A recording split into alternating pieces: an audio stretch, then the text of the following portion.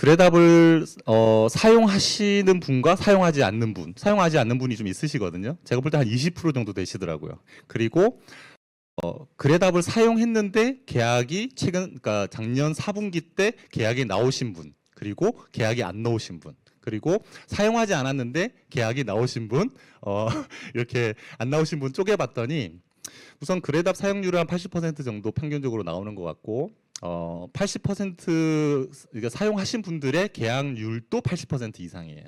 예, 사용하지 않으신 분들 중에 당연히 계약이 나오시는 분들이 있겠죠. 30% 정도고 쓰지 않으시면서 계약 안 나오신 분이 70%예요. 결국에는 실제 그래답이 얼마나 효과적인지에 대해서는 이 뭐 몇 가지 변수로는 알 수가 없죠, 사실은. 하지만 내가 일주일에 3번씩 30분 이상 이제 운동을 한다라고 하고 그게 내 건강에 미치는 영향을 6개월, 1년 해서 건강 검진을 했더니 결과적으로는 건강이 좋아졌다면 그 운동이 완전히 직접적인 연관성이 있을진 몰라도 우선은 나쁘지 않다고 볼 수 있겠죠. 자, 그런 의미로 해서 여러분들이 좀 더 활동을 하실 수 있도록 제가 이번 내일 단장회의와 본부장회의가 있거든요. 그래서 관리자들한테 조금 안내를 드리고 조금 더 케어해 드릴 수 있도록 좀 세팅을 할 거고, 보고서와 관련돼서도 그렇게 강의를 많이 하고 간담회를 많이 해드렸지만 어렵게 여기실 수 있잖아요. 그래서 제가 지금 준비하고 있는 게 뭐냐면, 보고서 페이지 하나를 열면 한 2개 정도의 어떤 그걸로 나눠지고, 좀 더 나누면 한 페이지 한 4개 정도로 쪼개지거든요. 각각에 대해서 제가 말풍선을 붙여가지고 그 내용에 대해서 뭐라고 멘트할 수 있는 주요 내용인지까지 다 적고 있고, 그 페이지마다 우리가 RP를 뭘로 얘기할 수 있을까라고 해서 밑에 적고 있어요. 정말 친절하지 않아요? 네. 좀 불친절해지고 싶은데 조금 그렇게 하고요. 자, 오늘은 이제 이게 저희 그때 여러분들 집중 안 하실까봐 그 미스타이핑 해가지고 했었던 그 직원 아이디로 지금 접속돼 있는 거예요. 자, 기업 리스트 들어가 보니까 롯데쇼핑하고 왜 롯데쇼핑이 자꾸 나오는지가 제가 의심스럽긴 해요. 예, 뭐 한다고 롯데쇼핑을 했을까? 롯데쇼핑 주식을 샀을까? 아니면 롯데쇼핑에서 쇼핑을 많이 하는 걸까? 예, 다른 회사로 하고 싶은데 밑에 걸로 할게요. 자, UK K팜이라는 회사네요. 자, 회사를 선택을 우선 해야 되겠죠. 왜냐하면 나는 지금 결산전 보고서를 만들려고 하고 있으니 하나의 회사가 픽스가 돼야 되잖아요. 그렇죠? 그래서 픽스를 이 회사로 해야 되니까 결산전 보고서를 발행하시기 전에 기본적인 보고서 발행이 되어 있어야 되겠죠. 그죠? 우리가 결산전 보고서는 바로 뒤에 이어서 설명드리겠지만 아주 최소의 정보만을 우리가 받아올 거예요. 첫 번째가 뭐였어요? 매출액만 물어볼 거예요. 작년 매출액. 그 뒤에 조금 더 구체적인 정보가 있지만 그 매출액은 24년도의 매출액이에요. 23년, 22년, 21년 자료도 없을 뿐더러 관련된 기업 비재무적인 데이터조차 없죠. 그러면 그 정보들을 미리 준비가 돼 있는 상태에서만 우리 그 하나의 정보가 플러스돼서 만들어질 수 있으니, 내가 결산전 보고서를 지금 타이밍에 만들어서 활용하겠다라고 하면 먼저 그 기업과 관련된 보고서를 먼저 발행을 하는 게 필요하겠죠. 발행하게 되면 우리가 기업 리스트에 쌓이게 될 거고요. 그렇죠? 그 쌓여 있는 것 중에 내가 하겠다라는 거 기업을 클릭을 하면 이제 픽스가 된 거죠. 그죠? 픽스된 상태에서 어디 메뉴로 들어가야 되지, 어디서 가야 되지 헷갈릴 필요가 전혀 없다. 우리가 모든 거와 관련된 액션을 할 때는 항상 플러스 버튼, 오른쪽 밑에 있는 플러스 버튼이다라고 하고 눌러보면 쭉 뜨게 돼 있어요. 앞으로도 제가 여기 또 뭐 더 이제 시스템이 붙여지겠죠. 그렇죠? 자, 맨 위에 결산전 보고서를 붙여놨어요. 그죠? 얘를 클릭을 합니다. 자, 현재 시점에서는 제 1월 이제 9일이니까요. 다른 정보들을 다 받기에는 아직은 좀 애매할 것 같아요. 제가 볼 때 다음 주나 다다음 주 정도 되면 손익계산서 정도는 좀 달라고 할 수 있을 것 같은데, 현재까지는 뭐 연말 연초 지내면서 그냥 일주일이 지나간 정도이니까 매출액 정보만 알 수 있을 것 같아요. 자, 단위가 1,000원. 숫자 큰 거 이거 못 읽는다고 했는데 우선 1,000원이라고 하면 192억 7천만 원 정도 되네요. 그죠? 192억 정도의 매출액인데 대표님께 여쭤봤어요. 어느 정도 매출액이 예상되십니까? 했더니 얼마 정도 해볼까요? 24년도니까 205억 정도 할까요? 자, 그러면 2050000 205억 맞죠? 이렇게 하고 밑에 주식 정보를 봤더니 우리가 그 그러니까 기간 중에 그게 1년이든 1년 반 정도 사이 기간 동안에 주주가 변경될 수 있죠. 그죠? 또 우리가 이 기업은 또 아는 기업인 경우가 많잖아요. 왜냐하면 이걸 물어볼 정도면 최소 한 번 이상은 만났을 거니까, 그죠? 중간에 우리가 어떤 주식 이동 같은 걸 통해 가지고 변동이 있었을 수 있죠. 자, 그런 변동치도 여기서 바로 반영할 수가 있어요. 그래서 기존에 있었던 기존에 우리 외부 정부에 오픈되어 있던 정보들에서 바뀐 게 있다면 여기서 수정이 가능해요. 주주명도 바꿀 수 있고요. 지분율도 바꿀 수 있어요. 클릭을 해보면 바꿔요. 예, 여기서 이렇게 해서 바꿀 수 있어요. 예, 그렇게 해서 가장 최신의 정보로 얘기를 나눠야 되죠. 주주 정보도 주주 비율도 이렇게 해서 그때 분명히 뭐 명의신탁 회수를 했던지 아니면 자녀에게 이동을 했던지 분명히 플랜을 다 진행을 했는데 지금 보고서를 가져온다고 갖고 왔는데 봤더니 주주 변경이 안 돼 있어요. 그죠? 근데 여러분들 그걸 변경해서 반영을 하려고 그러면 보고서를 다시 만들 수도 없죠. 그래서 여기 반영하실 수 있게끔 만들어 놨다. 아주 친절하네요. 자, 액면가도 5,000원인데 우리가 액면 분할을 할 수도 있고요. 아니면 뭐 어떤 변화가 있을 수 있죠. 자, 그래서 여기서도 변경 가능하다. 그리고 나서 보고서 생성을 눌렀더니 생성하시겠습니까? 물어보죠. 생성하려고 눌렀겠죠. 네, 당연히 확인 눌러야 될 것 같습니다. 자, 그렇게 하고 다시 리스트로 가볼게요. 갔더니 생성 중입니다네요. 네, 생성되고 있으니까 조금 기다려야겠네요. 자, 기다리면서 우리는 잠깐 우리 이거 한 거 있었으니까 여기에 다시 들어가서 플러스 버튼에서 우리가 아까 결산전 보고서 생성 부분 눌렀었을 때 이 매출액 여기 위에 보면 탭이 있죠. 매출액, 손익계산서, 손익계산서, 재무상태표 되어 있잖아요. 여기 있는 매출액 탭에 있는 요것만 바꿨어요. 주주 정보는 어쨌든 바꿀 수 있다 정도였고요. 자, 그런데 다음 주, 그 다음 주 정도 되니까 회사에서 손익 결과들은 손익계산서 정도는 나왔을 수 있어요.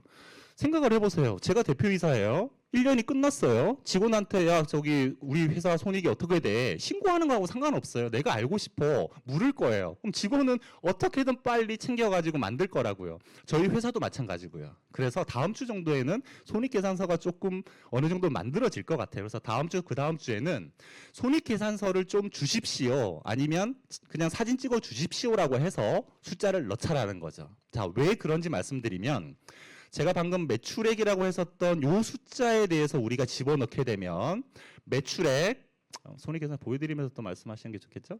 매출액, 매출 원가, 통한 매출 총익, 거기에서 판관비와 감가상각비를 제한, 영업이익, 그리고 영업의 수익까지 해서 결국에 영업의 비용까지 하고 나서 당기순이익까지 나와 있죠. 우리는 이 중간에 매출 원가 값을 받은 적이 없잖아요. 이 값을 우리가 유추한 거예요. 그러니까 제가 어떻게 보면 유추한 거죠. 제가 뭐 신도 아니고 어떻게 이걸 유추할 수 있겠어요. 다만 그 기업의 과거 특성을 분석을 해서 제가 유추를 한 거예요. 자, 그런데 제가 OT 때는 잠깐 말씀드렸지만 과거 데이터가 예를 들어서 아까 이제 190억이었죠. 190억이었을 때 매출 원가 비율이 85%였다고 쳐볼게요. 지금 우리가 205억으로 바꿨어요. 똑같이 매출 원가를 85억으로 세팅을 해서 원래는 프로젝션을 하겠죠. 근데 그게 맞을까라는 거예요.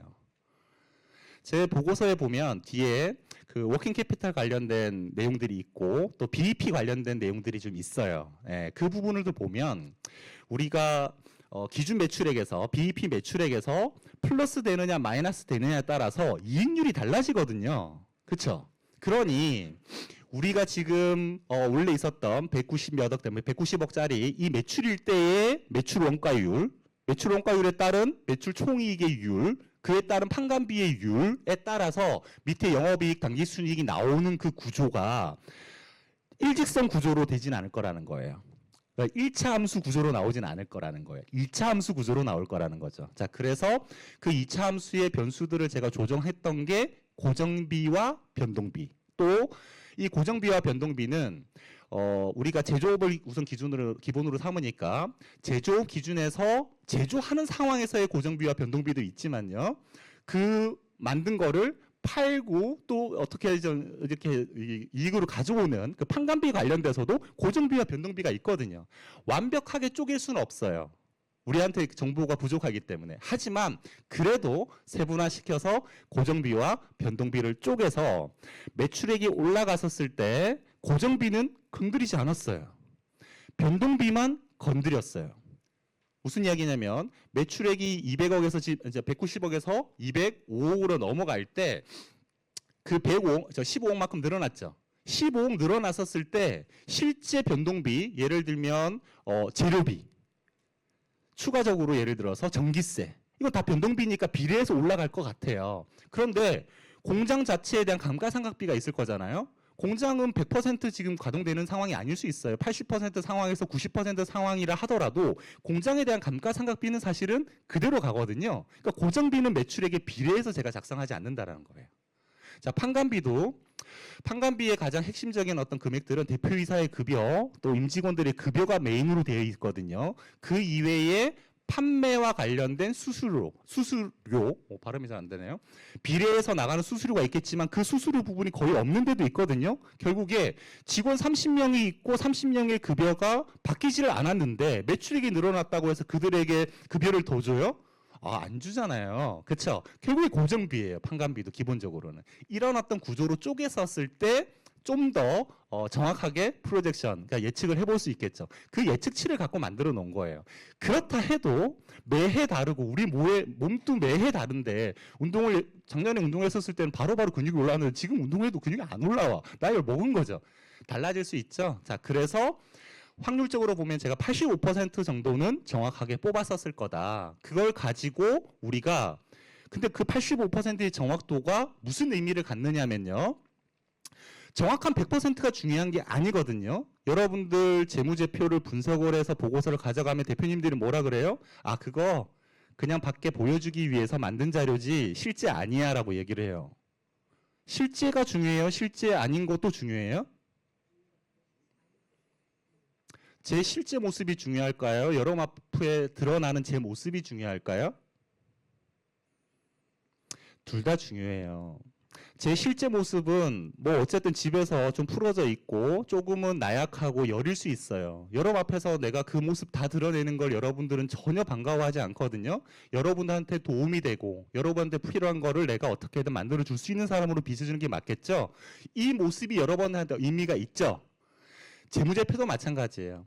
조금 포장됐고 조금 다듬어졌지만 외부라고 하면 신용평가회사, 두 번째는 은행이나 금융권, 제3은 또 거래처, 아니면 우리가 또 뭐 조달청이나 이런 데 하는 업체라고 한다면 그런 공공기관들과 관련돼서 그들에게 내가 조금은 다듬어서 보여준 그 숫자들이잖아요. 그게 실제와 갭이 있다 하더라도 그것 자체가 경영하는 데 있어서 외부적인 관계에서는 진짜인 거예요. 그렇죠? 제가 좀 부족하지만 여러분 앞에서는 부족한 모습보다는 조금 나은 모습을 드러내는 거가 의미가 있는 거랑 똑같은 건 거예요. 그렇죠? 그걸 먼저 우리가 좀 좋게 노력한다면 제가 나올 때 조금은 여러분들한테 예쁘게 보이려고 머리에도 좀 뭐 바르고 뭐 이렇게 옷도 좀 챙겨 입고 나오는 게 낫지, 이렇게 청바지 입고 와가지고 이렇게 흰 티 뭐 늘어진 거 입고 와서 있는 것보다는 보기가 나쁘지 않을 거 아니에요? 그렇죠? 근데 그런 노력을 제가 기울일 때 여러분들이 기분 나쁠까요? 아니죠. 여러분들 위해서 내가 그 노력을 한다는 그 의지가 있다라는 거가 실제적인 경영, 재무관리, 신용관리, 그 기업에 대한 어떤 대외적인 신용도에 대한 의지가 있는 것이니 보이지 않는 그 의지가 포함된 것이니까 과연 가짜라고 할 수 있느냐. 대표님이 그렇게 얘기를 드려야 되는 거예요. 자, 그리고 나서 보여지는 부분을 우선 먼저 챙긴 다음에 사업이니까 두 번째는 그와 갭이 있는 실질적인 경영에 부족한 부분이 있다면 그 부분에 대해서는 저랑 좀 터놓고 얘기하면서 개선해 나갑시다라고 얘기가 되는 거죠. 우리가 뭔가의 결론을 주는 게 중요한 게 아니라 지금처럼 제가 이야기를 끌고 갔던 느낌이 상대방하고 대화가 된다면 상대방은 진짜 내 모습은 사실 이래. 회사에 지금 현금은 한 3억 돼 있지만 실제는 1,000만 원밖에 없어. 이야기할 수 있고요. 왜 그런 거야? 회사의 돈의 흐름이 부족해. 그래서 돈의 어떤 부분들의 흐름이 원활하기를 원해. 뭐든지 이야기를 할 수 있는 상태로 가는 거죠. 상대방으로부터 그 이야기를 끌어낼 수 있는 우리가 되어야 되는 건 거예요. 자, 그러기 위한 이 도구들은 진짜 말 그대로 도구일 뿐이다라는 거죠. 자, 그래서 매출액은 그렇게 해서 우리가 쉽게 받아와서 프로젝션을 한다. 85%의 확률이었잖아요. 자, 그런데 손익계산서를 받아온 거예요. 숫자 몇 개 안 되죠? 그죠? 이 숫자만 캡처 떠서 받아서 입력을 하게 되면 이제는 고정비와 변동비와 관련된 게 픽스된 값으로 해서 실제 값을 우리가 받은 거잖아요. 정확하죠? 손익계산서는 100% 동일한 거예요. 그렇죠? 다만 법인세 비용과 관련돼서는 조금 차이가 날 수 있어요. 그죠? 왜냐하면 이연 법인세, 차 뭐 이런 것들에 의해서 변경될 수 있으니까. 하지만 거의 큰 차이는 없을 거라고요. 거의 99% 정확도로 손익계산서는 완성이 됐어요. 손익계산서가 완성이 됐다고 해서 재무상태표가 완전히 완성이 될까요? 제가 이게 만들어진 과정을 제가 강의로 해놨고 그걸 한번 보시라고 하는 이유가 그걸 이해했을 때 스토리가 나오거든요. 당기순이익은 어차피 미처분 잉여금에 그대로 쌓일 거예요. 이 뭐 배당하고 전혀 상관없죠. 배당은 그 이후의 얘기니까. 그러면 자본 항목 부분은 그만큼 늘어나겠죠. 부채는 그대로 있겠죠. 그러면 전체적으로 부채와 자본의 합인 자산 전체의 값은 그만큼 늘어났겠죠. 근데 그 자산 항목 중에서 어느 부분이 그만큼 늘어났을지는 정확하게 알 수가 없죠. 그죠? 그만큼이 다 현금으로 늘어났을까요? 그렇지 않죠. 왜? 매출이 높아졌다라고 하면 거기에 비례해서 재료비가 똑같이 더 비례해서 들어갔을 거고 거기서 제공품이나 아니면 어떤 뭐 실제 어쨌든 뭐 이게 원재료들도 남아 있을 거니까 그 금액들도 비율이 늘어날 거잖아요. 현금도 비례해서 비례로 늘어날 거고요. 그죠? 다만 비유동 부채 관련돼서는 별로 늘어날 것 같진 않아요. 우리가 현금 투자 현금 흐름을 보면 투자 현금 흐름에서 뭔가 기계를 샀다든지 공장을 증설했다든지 하면 현금이 유출되면서 유동자산이 아닌 비유동자산 부분이 늘어날 수는 있죠.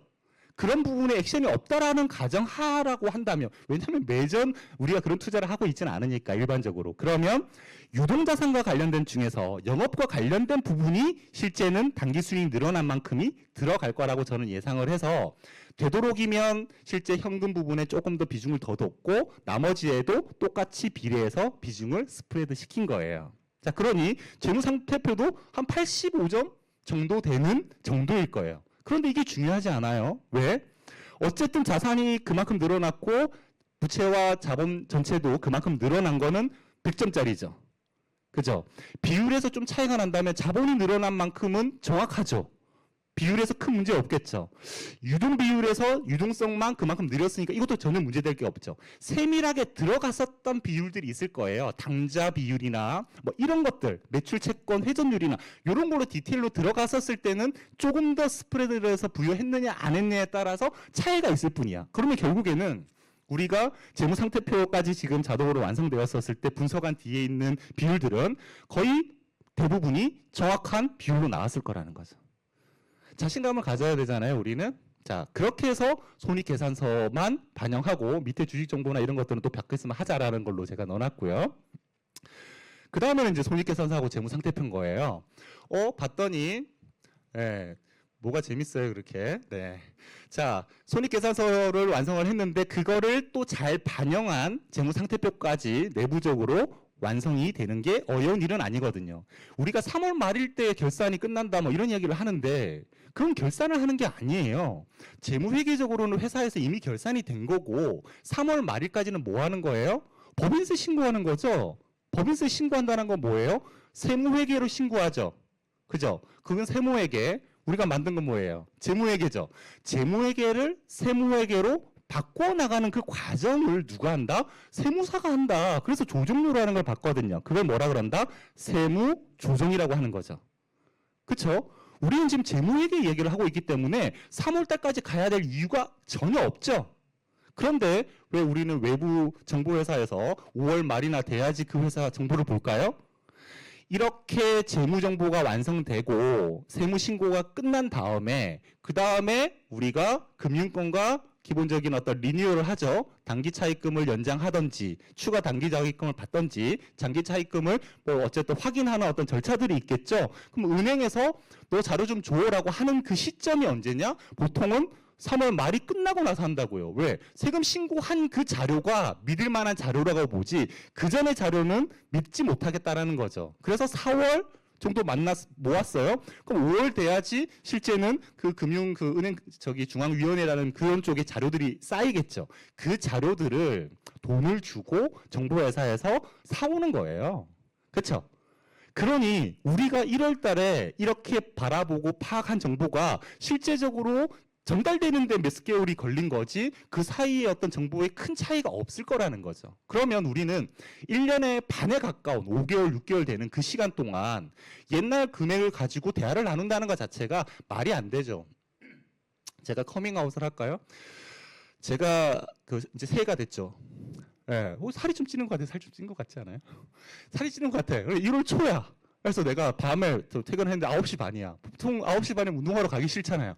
억지로 저희 피트니스 가가지고 15분 운동하고 바로 사우나로 튀어갔죠.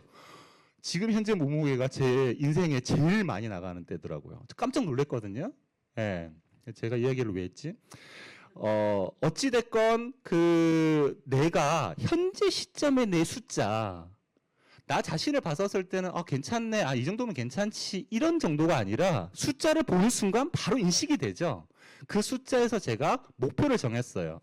마이너스 5kg. 그러면 그와 관련된 우리는 어떤 액션 플랜을 만들 수 있죠. 우리는 어떤 결산 전 보고서를 통해서 하나의 그 어떤 목표치를 정하고 그걸 수정해 나가는 거예요. 그러면 그걸 어떻게 수정해 나갈까라는 건 보고서를 들여다보면 신호등, 우선은 그 하이라이트 파란 걸로 돼 있는 거 보라고 했고요. 두 번째는 신호등이 여러 군데 있어요. 페이지마다 어떤 개는 6개야. 그 다음에 어떤 데는 막 2개 막 있어요. 신호등 중에 빨간 신호등인 것만 골라서 이 빨간 거를 좀 덜 빨갛게 만들거나 아니면 중간에 노란불로 만들거나 진짜로 노력해서 파란불까지 만들 수는 없을까. 그래서 빨간불 낼 요소들을 묶어가서 한번 해석을 해보려고 노력을 하는 거죠.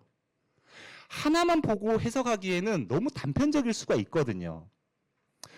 부채 비율이 높아요. 좋아요, 나빠요? 나쁘다고 하면 안 된다고요. 왜? 부채 비율이 높다는 건 타인의 자본을 이용해서 내가 사업을 하는 거니까 레버리지를 높여서 사업의 이 수익성을 높일 수 있는 도구거든요.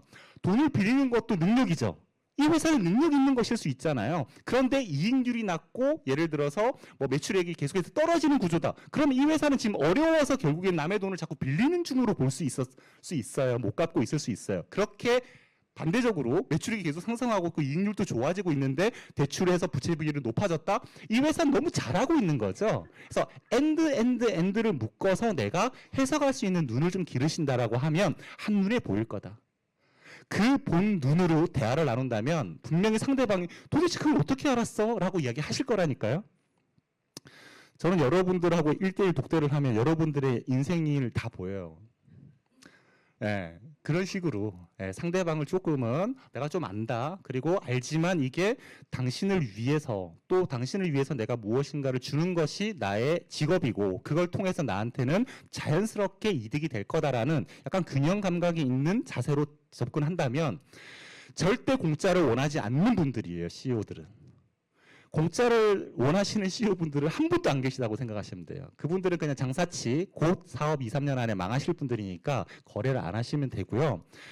내가 돈을 주지 않으면 재고를 땡길 수가 없고 재고가 없으면 팔 수도 없어요. 그죠? 내가 인건비를 주지 않으면 직원들이 유지가 안 돼요. 무조건적으로 내가 받은 게 있다면 그와 관련된 반대급부를 내놓기를 원하시거든요. 그러니까 여러분들은 얼마를 받겠다를 고민할 필요가 없어요. 여러분들이 얼마만큼 이 사람에게 의미 있는 것을 전달할지만 고민하면 상대방이 어떤 사람은 좀 과하게 가격을 쳐주기도 하고 어떤 사람은 조금 적게 쳐주는 사람은 있을지 몰라도 내 노력에 절대 부족하게끔 그 상대방이 지불하지는 않을 거예요. 이건 제 경험상의 어떤 확신이고요. 자, 그래서 손익계산서하고 재무상태표까지 받아서 입력을 하고 또 밑에 입력하는 거 어렵지 않죠? 몇 개 없거든요. 그렇죠? 받아서 입력하고 입력한다 그러니까 이게 그 마지막 연도께 그대로 불러져 있어요. 바뀌었을 거라고 하면 여기 이렇게 바꾸면 된다고 이렇게 해가지고 바꾸면 되거든요. 이거 너무 많이 어쨌든 바꾸면 된다고요. 자, 바꾸고 나면 그리고 나서 여기도 바꿀 게 있으면 바꾸고 여기 있는 거 결산 보고서 생성을 누르면 되겠죠? 됐죠? 자, 이게 결산전 보고서를 발행하는 방법이다. 여기까지 이해를 하시면서 발행 방법을 이해하면서 결국에는 어떤 메커니즘인지도 웬만큼은 이해가 된 거죠. 자, 그래서 다시 리스트로 가볼게요. 만들어져 있네요. 결산전이라고 옆에 적혀 있죠? 예, 헷갈릴까봐 밑에 봤더니 이렇게 아무것도 안 떠 있잖아요. 근데 오른쪽에 결산전이라고 딱 마크가 붙어 있죠. 결산전 보고서라는 거예요. 아, 그리고 별도 하나 해놓고 싶어. 반짝하죠? 내가 관심 있게 앞으로 당분간 볼 거라면 별표도 해놓는 거 괜찮죠.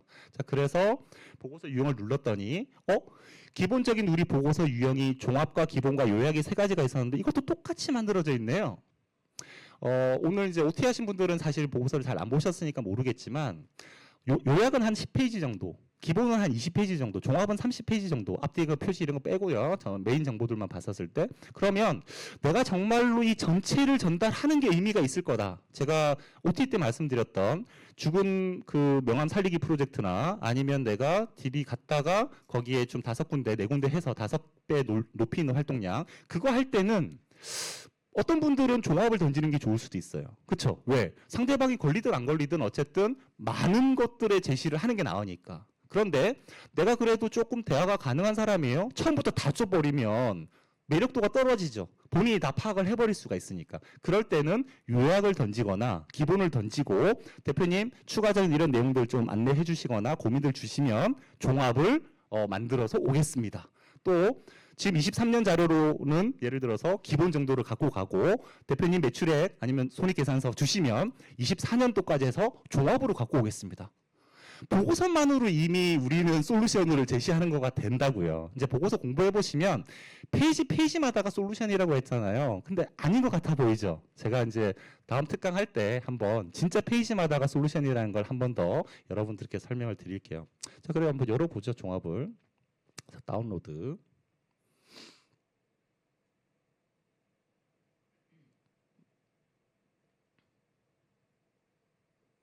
했더니 보고서가 이렇게 나왔어요.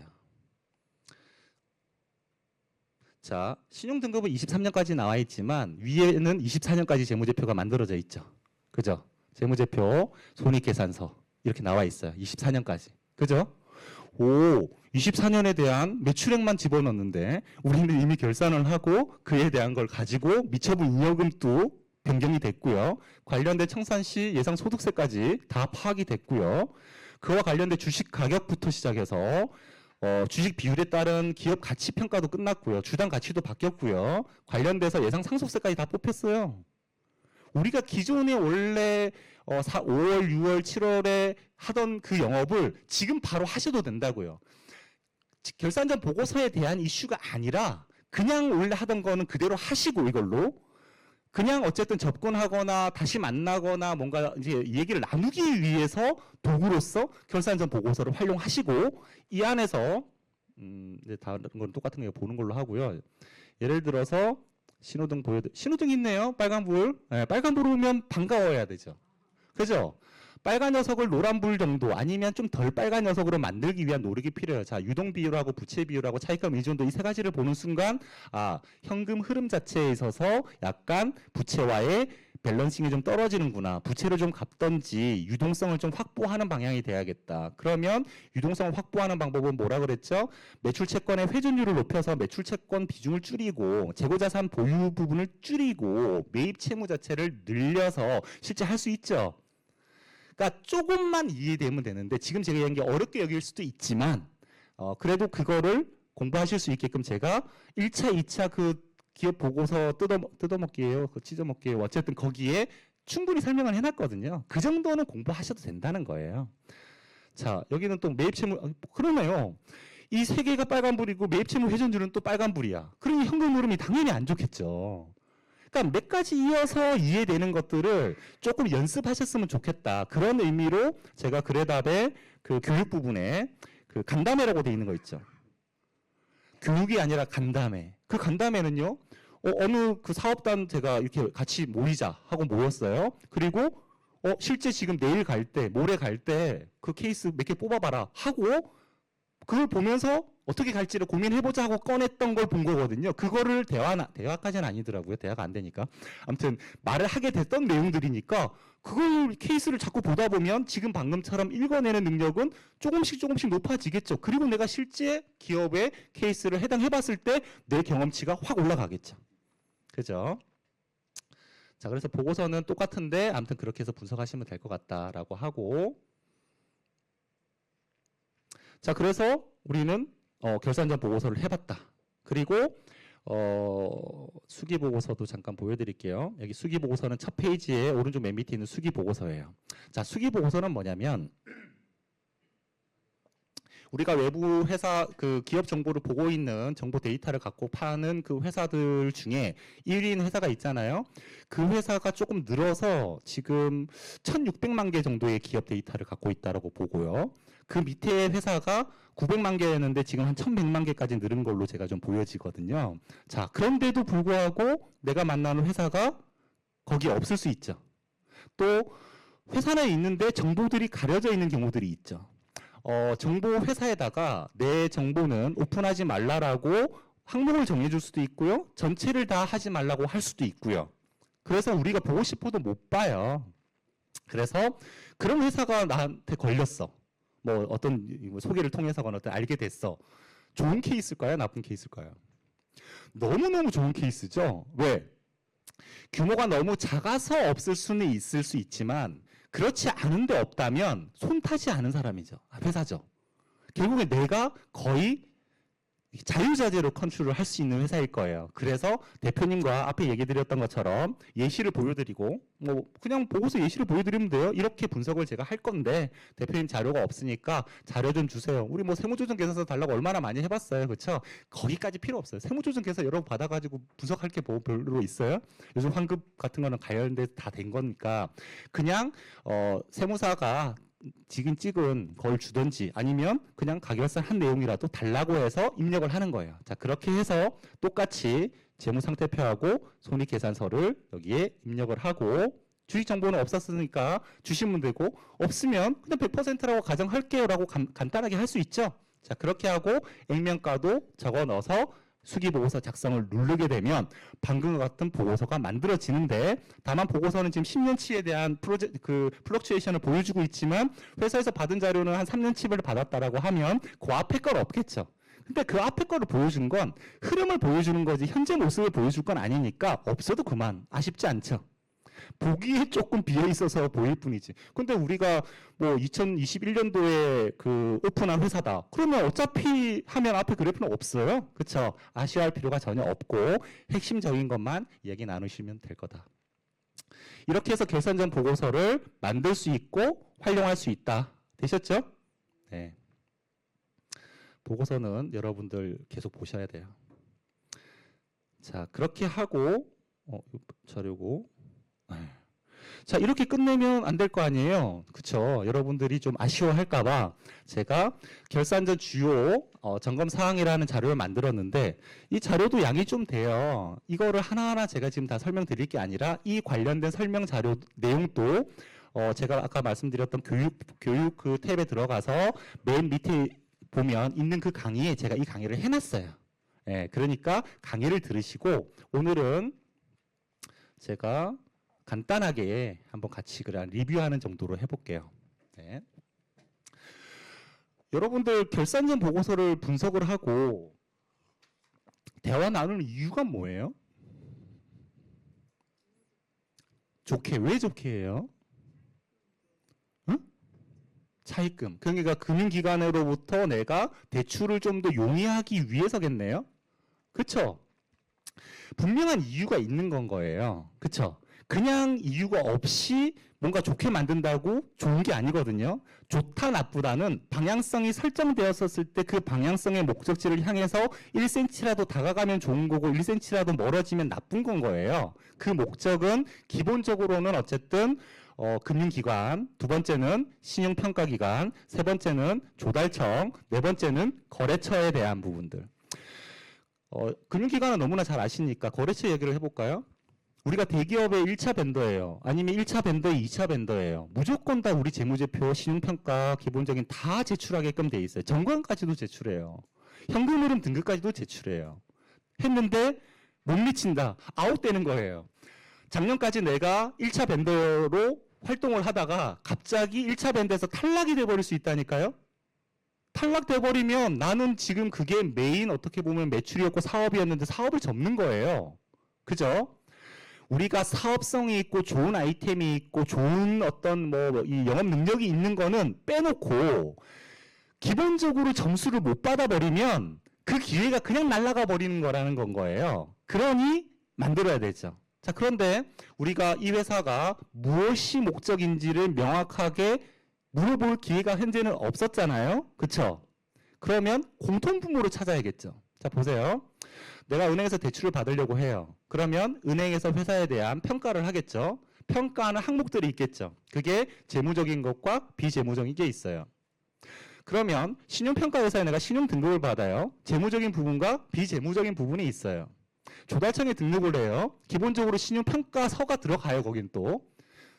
우리가 1차 벤더나 아니면 뭐 이런 데서 요구를 해요. 신용평가서가 당연히 들어가고요. 기술평가서도 들어가요. 현금 흐름 등급도 들어가요.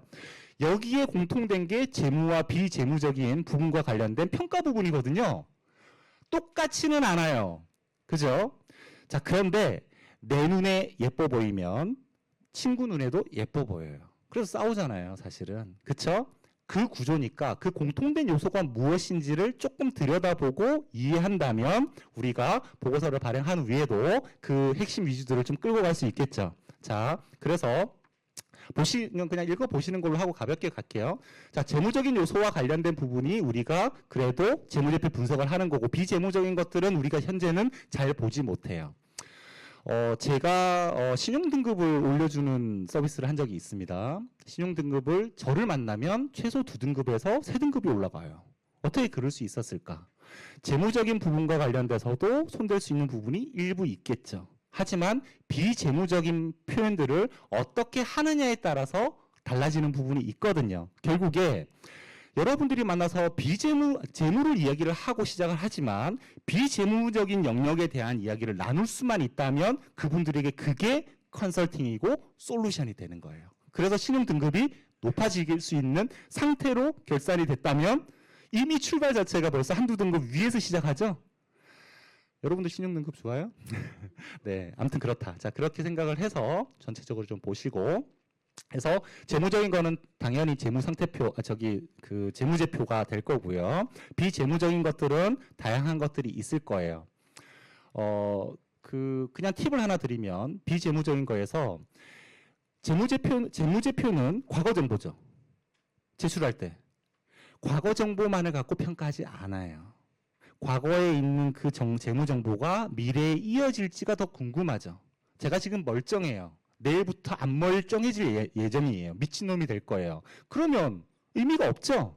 이 기업이 지속적으로 계속될 거다라는 전제가 필요하잖아요. 그러면 이거 할 때도 내년도 매출 계획들, 사업 계획들, 관련된 매출 예상액들, 그리고 미리 가계약을 맺어놓은 것들이 있다라고 하면 수주 받아놓은 것들이 있다면 그런 것들의 리스트, 그것이 포함되었을 때 이익이 어느 정도 성장할 수 있을 거라는 걸 예측치, 이런 것들이 신용평가에 다 영향을 미친다고요. 또한 경영자가 교체가 됐어요. 뭐 내가 이제 전문 경영인을 좀 들여서 해야 되겠어. 나는 뒤로 빠졌어요. 회장이든 아니면 뭐 주주로만 있어요. 그 대표이사가 이 업계에 아주 큰 손이신 거예요. 그러면 그 사람의 능력, 또 내가 주주인데 내 신용 등급 자체도 아주 좋고 내가 학벌이 아주 좋아요. 이 분야에 있어서 석학 정도가 돼요. 그런 요소들이 다 영향을 미친다고 생각하시면 돼요.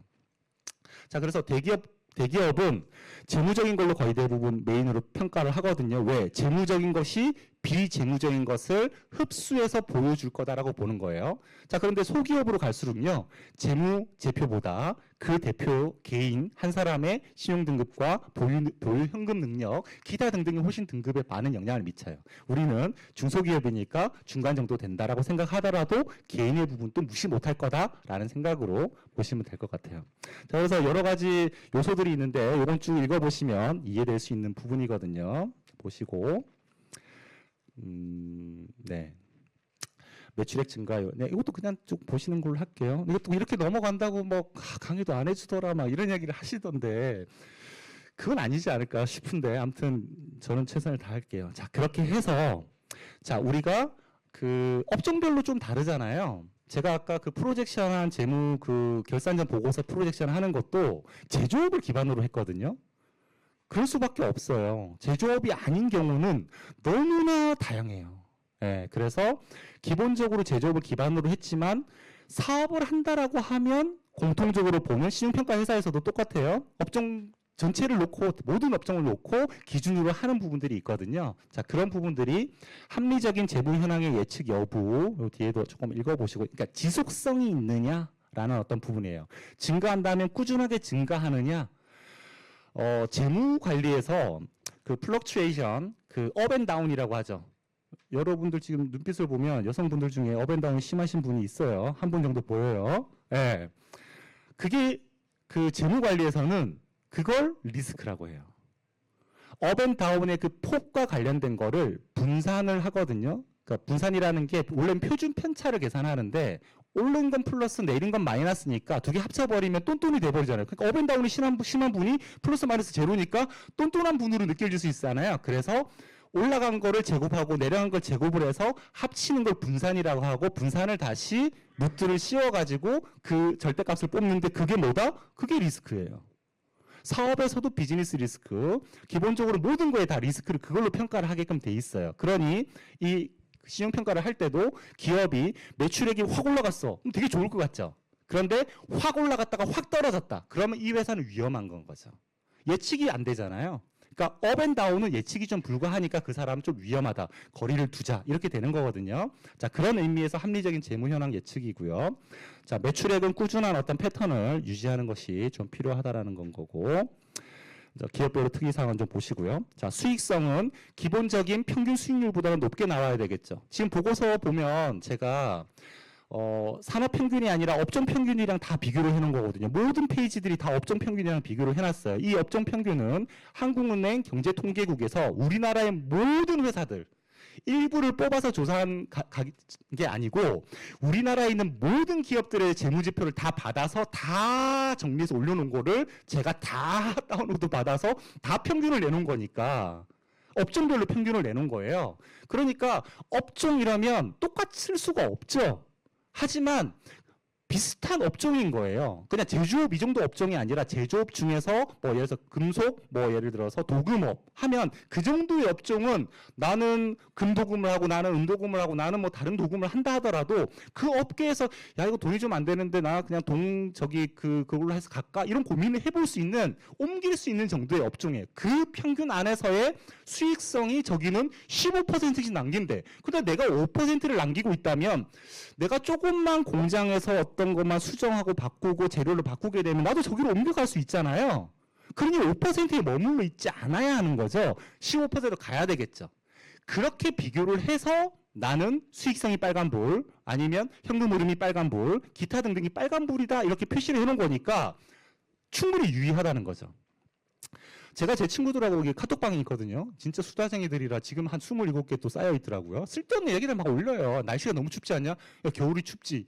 무슨 뭐 이런 이야기인 거예요. 별 의미도 없어요. 근데 제가 콜레스테롤 수치를 한번 나를 좀 평가해보고 싶은 거예요. 자, 친구들한테 야 너희들 건강검진 작년에 다 받았지? 콜레스테롤 수치 좀 올려봐. 그래서 뭐 무슨 수치 올려. 제가 엑셀로 해갖고 다 해갖고 정리를 해가지고 평균을 냈더니 얼마야. 근데 내가 비교했더니 갭이 얼마야. 그죠? 그걸 작년뿐만 아니라 재작년 그 정도부터 해서 추세까지 분석을 했어. 그러면 그래 내가 우리 친구들 중에서는 좀 젊어 혈관이 젊어 좀 더 건강해 이렇게 할 수 있고요. 추세적으로 봤을 때 작년 재작년보다 내가 좀 더 나아졌다면 아 나 좀 괜찮게 가고 있어.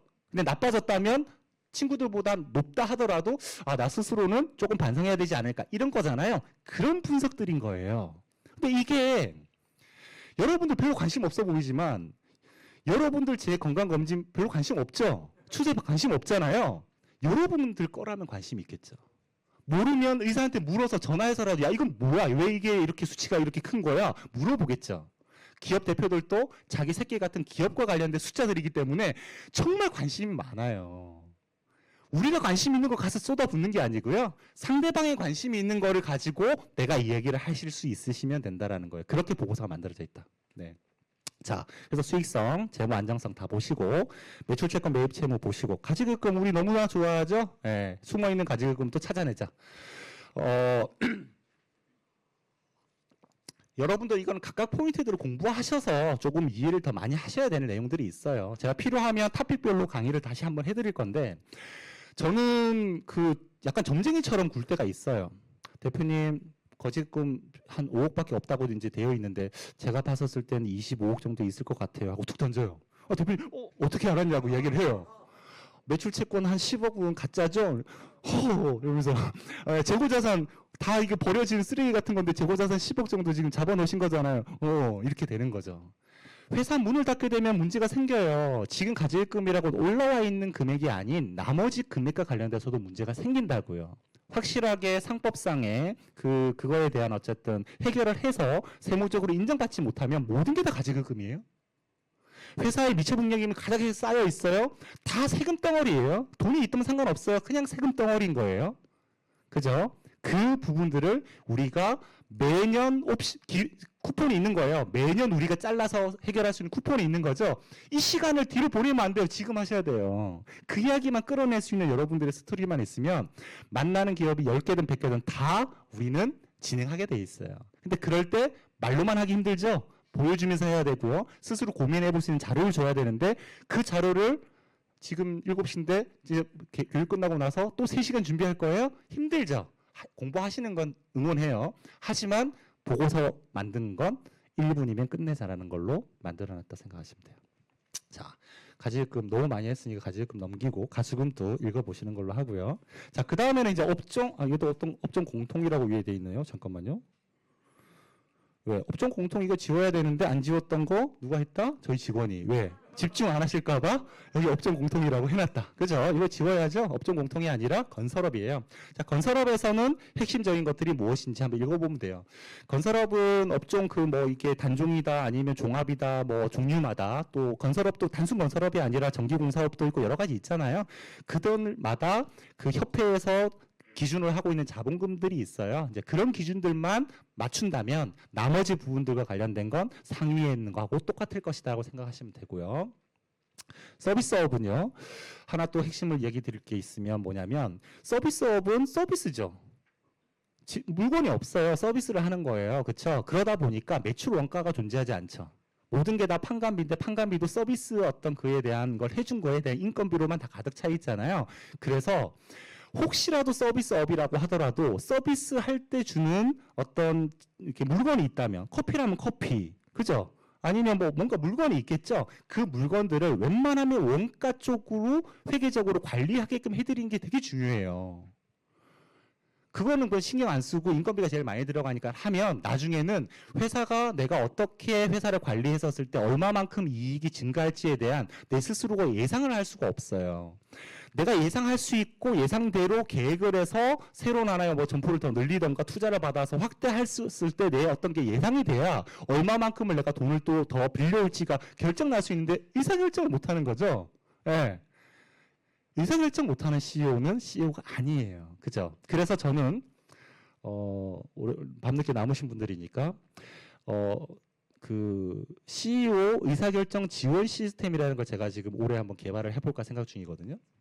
그걸 여러분들이 제공을 해드리면서 영업을 할 건데 그 의사결정의 종류는 무한대예요. 투자를 할지 말지, 생산을 늘릴지 말지, 직원을 고용할지 말지, 아니면 내가 저축을 할지 말지부터 어떤 고민이라도 모든 거에 대해서 우리가 옆에서 조언을 해줄 수 있는 시스템을 즉각적으로 좀 해드리면 여러분들이 어디 가서도 좀 이렇게 책사 같은 역할, 조조 옆에 아니면 조조 옆에 누구지? 아무튼 간에 어쨌든 제가 공명 같은 그런 역할을 해주면 대표님이 고맙다고 그냥 옆에 계속 두고 있으면서 모든 걸 다 의논할 수 있죠. 그게 가장 베스트한 우리의 포지션 아닌가 생각은 들어요. 그러면 소개받고요. 또 계속해서 계약받고요. 어쨌든 된다. 잠깐만 이야기가 자꾸 딴 데로 새니까. 자, 어쨌든 제조업 한번 보시고요. 자, 그래서 보시면 됩니다. 자, 그리고 뒤에 제가 신용평가표를 적어놨어요. 이거는 바뀌어요. 바뀌지만 그래도 기준점이 될 수 있거든요. 그죠? 제가 외감 대상과 비외감 또 광업, 제조업, 건설업을 묶어놨고 도소매, 기타 서비스를 묶어놨어요. 자, 그래서 차이가 나는 것들이 뭐가 있는지 보면 외감으로 봤더니 자기자본비 안정성 부분이 더 중요하고요. 수익성 부분에 있어서는 중요하네요. 그런데 비유동 장기적 합률이나 이런 부분들은 차이 나는 게 여기 있네. 성장성 같은 경우에 외감 외니까 좀 작은 기업이죠. 그보다는 기업들인 것보다 외감 대상 기업이 성장성이 더 중요하게 점수가 매겨진다는 거예요. 예, 그래서 재무 상태와 관련된 거가 지금 5억 이하는 35%, 외부 감사 대상이 아닌 기업은 55%, 외부 감사 대상 기업은 65%까지 평가를 하는 데 있어서 퍼센티지가 들어간다라는 거를 이 표를 갖고 알 수 있잖아요. 그렇죠? 그래서 제가 넣어놨다. 그래서 참고하시면 되고요. 자, 그다음에 우리 그 시장성 거래 신뢰도 경영 능력과 관련된 평가 항목들별로 제가 또 숫자들을 적어놨죠. 그래서 65%, 45% 다 해서 100%가 된 거예요. 이 두 페이지 가지고 해당되는 기업이 어느 포인트에 있는지에 따라서 시중평가 점수를 아는 거죠. 근데 이거를 내가 명확하게 그거를 다 안 해도요. 대표님의 회사는 지금 여기에 해당되는데 실제는 이런 포인트들로 점수와 평가를 해서 여러분 신용평가를 합니다라고 알려드리고 대표님 이 항목들과 관련돼서 부족한 부분들은 조금 개선할 필요가 있습니다라고만 말만 해도 충분한 제안이 될 수 있어요. 그 자료 좀 달라. 드려도 되고요. 네. 자, 그리고 그래서 이렇게 제가 또 20억과 70억을 기준으로 해서 이렇게 재무적인 것과 비재무적인 걸 좀 쪼개놨다. 70억 이상 되면 재무적인 요인이 훨씬 커진다. 아까 대기업이 재무적인 비율이 훨씬 더 커진다고 했잖아요. 그렇죠? 그래서 70억 이상과 이하로 쪼개서 제가 조금 또 보여드렸다. 이거는 신용평가이기도 하지만 A은행이라고 돼 있잖아요. 신용평가 기준하고 은행의 평가는 다르거든요. 하지만 보는 거는 목적이 달라서 그래요. 신용평가는 누군가의 거래처에 돈을 띄지 않고 줄 수 있는지 없는지 정도만 보고 또 돈을 빌리면 갚을 수 없을지 보니까 섞여 있긴 한데 은행에서는 다른 거 안 보죠. 얘가 돈을 빌려갔는데 돈을 갚을지 또 이자를 낼지 그것만 보거든요.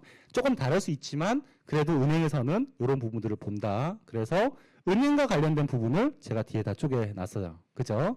그래서 대표님 내년도에 차입금 또 유지하셔야 되잖아요. 연장하셔야 되잖아요. 더 빌리셔야 되잖아요. 그러기 위해서는 이런 부분들에 대한 관리가 필요한데 여기 비율들이 우리 지금 보고서에 있는 비율이 다 들어가 있잖아요. 빨간불 떴던 것들이 예를 들어서 이자 비용 대 총 비용 비율이다라고 한다면 14 정도까지 비중이 들어가는데 대표님 이 점수를 좀 높이셔야 되지 않겠어요? 계산하시는 게 좋겠어요? 계산한 걸로 계산하실 수 있도록 사기치지 말고 하실 수 있는 노력들은 같이 한번 해보시죠 라고 얘기하면 됩니다. 신용등급 별거 아닐 것 같죠? 진짜 중요해요. 제가 신용 점수가 998점이거든요. 그 2점이 깎여 있어요 지금. 근데 그거 하나로도 여러분들보다는 여러분들이라면 안 되죠. 그냥 일반 평균보다는 항상 이자율이 1% 이상 높아요. 1.1에서 1.5% 높아요. 그것만으로도 레버리지를 쓰고 기회들은 무궁무진해지거든요. 그래서 회사는 기본적으로 신용 관리를 잘했다. 제가 숫자 관리를 잘하잖아요. 자 보세요. 제가 몸무게가 공개는 하지 않습니다. 그걸 관리를 해야겠다 해서 목표를 정했어요. 뭘 하는 거예요? 숫자 관리를 한 거죠. 숫자를 관리를 했는데 숫자가 목표치에 도달했어요. 실제 건강해졌죠. 숫자를 관리하면 실질이 바뀌는 거예요. 실질을 바꾸려고 노력해봐요. 나는 인격적이고 사람들을 정말 배려하고 나는 좀 더 멋진 사람이 돼야지. 아무리 부르짖어도 1년이 지나도 바뀌지를 않아요. 그런데 진짜 숫자적인 것들. 내가 하루에 5번씩은 사람들 칭찬을 해야지. 내가 운동을 얼마큼 해야지. 행동을 누구한테 기부를 내가 얼마를 해야지. 숫자적인 것들을 내가 관리를 하면 나는 그런 사람이 되는 거예요. 기업이 그렇게 되는 거예요. 숫자로 관리하는 거. 무조건 수치화해야 된다. 그래서 우리는 수치화된 자료를 가지고 대표님하고 무조건 만나야 돼요. 말로만 떠들면 안 돼요. 그 세금 효과들도 수치로 해야 되고요. 현장에서 수치로 바로 얼마만큼 효과가 있다는 걸 보여드릴 수 있어야 돼요. 그와 관련된 프로그램들도 제가 계속 만들어 드릴 거니까 그거는 또 기대하셔도 좋습니다. 자, 어쨌든 뒤에 다 있다. 이렇게 되어 있다. 그래서 분류 체계에 다 되어 있다. 그리고 항목별로 등급까지 숫자까지 다 되어 있죠. 이렇게 다 오픈해드렸어요. 이거 영업 비밀인데 다 오픈해드렸죠. 그죠? 여기까지 다 오픈해드렸다. 그리고 제가 이 현금 전환 주기와 관련된 표와 그 다음에 재무제표와 손익계산서가 어떻게 연관지어지고 그 비율들이 되는지 표와 그리고 ROA, ROE를 완성하기 위한 기본적인 손익계산서와 재무상태표 구성에 의해서 이게 완성된다는 표와 그리고 공장에서 뭔가 물건을 만들어서 생산하고 판매해서 현금화되는 이 과정과 관련된 표를 다 붙여놨죠. 이 표 하나하나들을 내가 쥐고 나 스스로 한번 공부해보겠다라고 계속 뚫어지게 쳐다보면 10분 동안 쳐다보면 여기가 진짜 뭔가가 살아 움직이면서 여러분들이 이해하실 수 있다고요. 근데 이 내용도 제 강의 첫 번째 강의 올려놓은 거에 해놨다. 예, 한번 보시고 싶어지시죠. 더 설명을 안 하는 게 낫겠죠. 예, 하면 밤새야 되니까요. 여기까지만 우선 해서 마무리하겠습니다. 고생했습니다.